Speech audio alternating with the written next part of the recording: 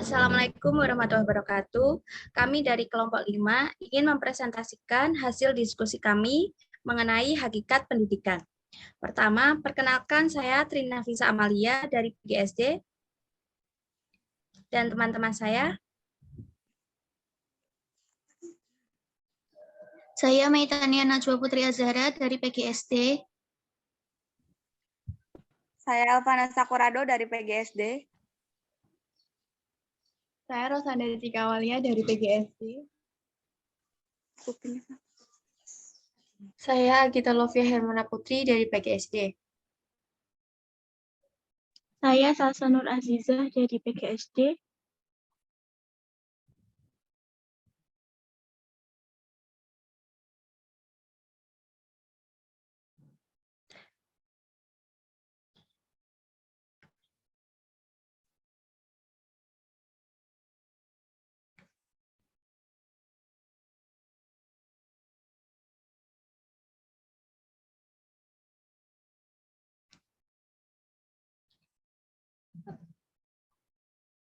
Langsung yang ketiga bagi kita.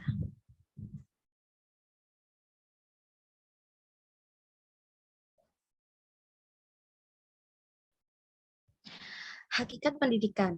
Hakikat pendidikan adalah proses pembelajaran sebagai upaya untuk mengembangkan aktivitas dan kreativitas peserta didik dengan interaksi yang menghasilkan pengalaman belajar sedikit teks isi. Pembelajaran adalah sebuah usaha mempengaruhi emosi, intelektual, dan spiritual seseorang agar ingin belajar dengan kehendaknya sendiri, sedangkan belajar yaitu suatu proses yang berakhir pada perubahan.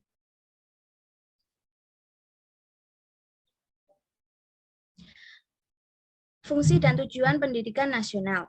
Fungsi dan tujuan pendidikan nasional sebagaimana tercantum dalam UU nomor 20 tahun 2003. Pendidikan dapat dikatakan berhasil dan mencapai tujuan jika terjadi perubahan. Perubahan tersebut ialah perubahan tingkah laku yang memiliki beberapa aspek, yaitu pengetahuan, pengertian, kebiasaan, keterampilan, apresiasi, emosional, hubungan sosial, jasmani, budi pekerti, dan sikap.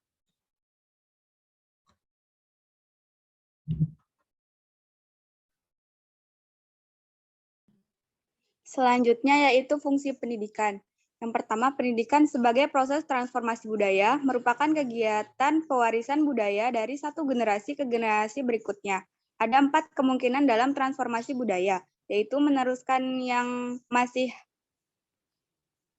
baik atau cocok, memperbaiki yang kurang baik atau tidak cocok, menambah yang kurang, dan meningkatkan yang masih rendah, mengganti yang sudah tidak cocok lagi, dan menciptakan atau mengembangkan unsur-unsur budaya baru sesuai dengan kepribadian nasional bangsa Indonesia.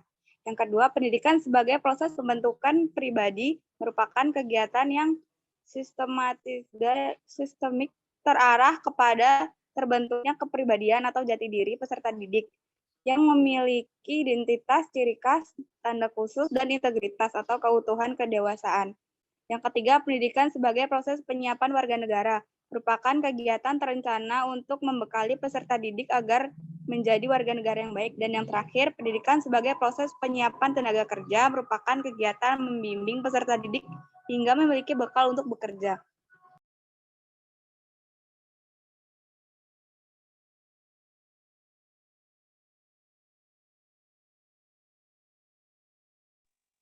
Jenis-jenis pendidikan. Yang pertama, pendidikan formal merupakan sebuah kegiatan yang sistematis dimulai dari sekolah dasar sampai pada perguruan tinggi dan yang setaraf. Prinsip pendidikan formal memiliki kurikulum yang jelas, terdapat syarat tertentu bagi peserta didik, materi pembelajaran yang digunakan bersifat akademis. Proses pendidikannya cukup lama, tenaga pengajar harus memenuhi klasifikasi tertentu.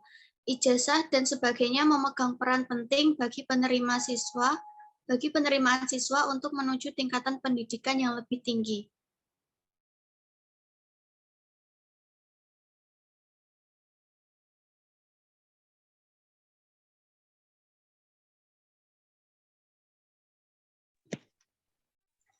Selanjutnya,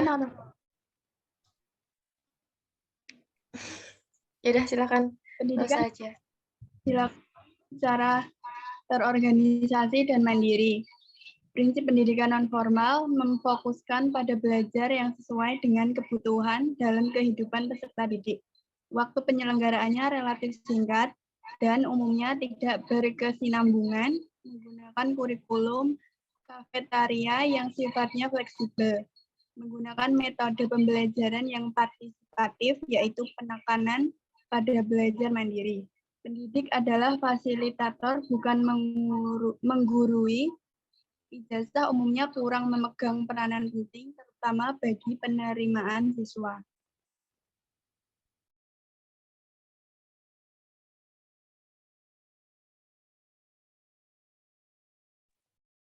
Ya, selanjutnya ada pendidikan informal berlangsung sepanjang usia. Prinsip pendidikan informal antara lain tidak adanya persyaratan khusus yang harus dilengkapi oleh peserta didik. Proses pendidikan umumnya dilakukan oleh keluarga dan lingkungan sekitar. Tidak terdapat kurikulum yang harus dijalankan. Pendidikan dilakukan secara terus-menerus, dimanapun dan kapanpun. Orang tua dipandang sebagai guru atau pengajar bagi peserta didik, serta tidak memerlukan adanya ijazah.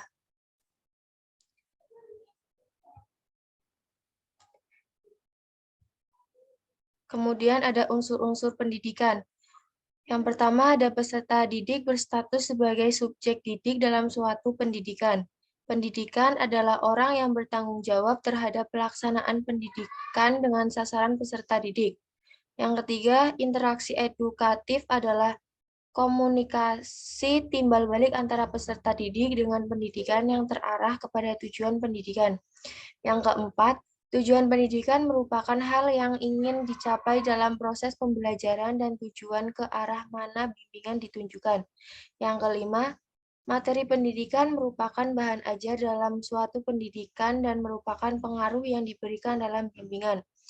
Dan yang keenam, alat dan metode pendidikan adalah segala sesuatu yang dilakukan ataupun diadakan dengan sengaja untuk mencapai tujuan pendidikan. Yang terakhir, lingkungan pendidikan merupakan tempat di mana peristiwa bimbingan atau pendidikan berlangsung.